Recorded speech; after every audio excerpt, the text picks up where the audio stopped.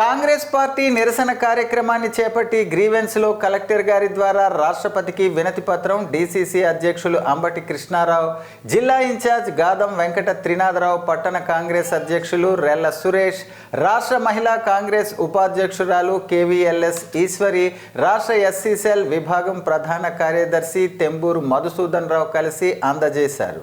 ఈ సందర్భంగా ఆయన మీడియాతో మాట్లాడుతూ భారతదేశంలో కేంద్రంలో బీజేపీ ప్రభుత్వం ఏర్పడిన తర్వాత ఒక వ్యూహాత్మకంగా రాజ్యాంగంపై పార్లమెంటు ముసుగులో బీజేపీ ప్రభుత్వం దాడి చేస్తోందని, రాజ్యాంగాన్ని రచించిన సాక్షాత్తు డాక్టర్ బిఆర్ అంబేద్కర్ గారిపై ఒక బాధ్యతాయుతమైన కేంద్ర హోంమంత్రిగా ఉండి ఆయన్ని కించపరిచే విధంగా పార్లమెంట్లో మాట్లాడటం చాలా దురదృష్టకరమని, భారతదేశ ప్రజలు దీన్ని క్షమించరని, రాహుల్ గాంధీ ఒక ప్రక్క రాజ్యాంగంపై బీజేపీ చేస్తున్న దాడులను పరిరక్షించాలని చూస్తుంటే దానిని అడ్డుకోవటానికి రాహుల్ గాంధీపై తప్పుడు కేసులు బనాయించి ఒక కొత్త సమస్యను సృష్టించి దేశ ప్రజల చూపులను అటు మరల్చే విధంగా ప్రయత్నించటం బీజేపీ చేస్తున్న ప్రయత్నాలు చాలా దురదృష్టకరమని తెలిపారు. ఈ నిరంకుశత్వ ధోరణి బీజేపీ విడనాడాలని, అంబేద్కర్పై చేసిన అనుచిత వ్యాఖ్యలకు అమిత్ షా దేశ ప్రజలకు బహిరంగ క్షమాపణ చెప్పి మరియు అతని పదవి నుంచి వెంటనే తొలగించాలని డిమాండ్ చేస్తూ కలెక్టర్ గారి ద్వారా భారత రాష్ట్రపతికి ఈరోజు గ్రీవెన్స్లో వినతి పత్రాన్ని అందజేశారు.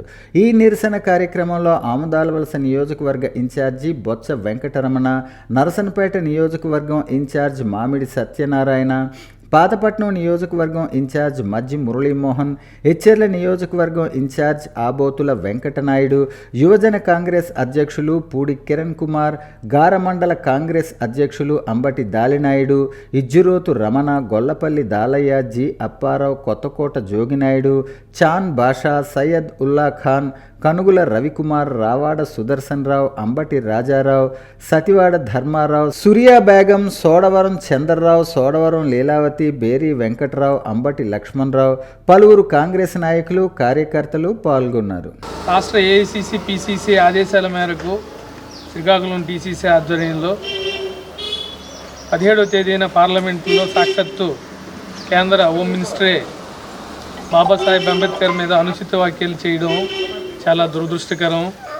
అలాగే బీజేపీ ప్రభుత్వం గడిచిన 10 సంవత్సరాలుగా ఆర్ఎస్ఎస్ సిద్ధాంతాలని ఇక్కడ అమలు చేయాలన్న దురుద్దేశంతో రాజ్యాంగంపై ఒక ప్రణాళికాబద్ధంగా దాని మీద దాడి చేయడం, దీన్ని చూస్తుంటే దేశంలో లౌకికవాదం, సామ్యవాదం, సమానత్వాలు, స్వేచ్ఛాలనేటువంటిది పూర్తిగా అంచివేసి కేవలం మోడీ, అమిత్ షాల యొక్క ఎజెండాని దేశ ప్రజల మీద రుద్దాలనే ఆంక్షతో జనాల్ని ఇబ్బంది పెట్టడమే ఈ కార్యక్రమాల తాలూకా ప్రధాన ఉద్దేశం అనే అర్థమవుతుంది.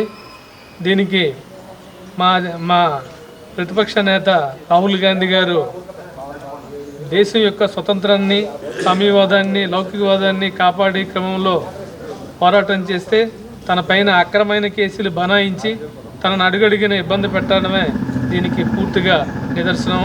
దీని అంతటిని మేము ఖండిస్తున్నాము. పైగా దళిత మైనారిటీ జనాల్ని పూర్తి స్థాయిగా దాడులు చేయించడం దీనికి విడ్డూరంగా ఉంది.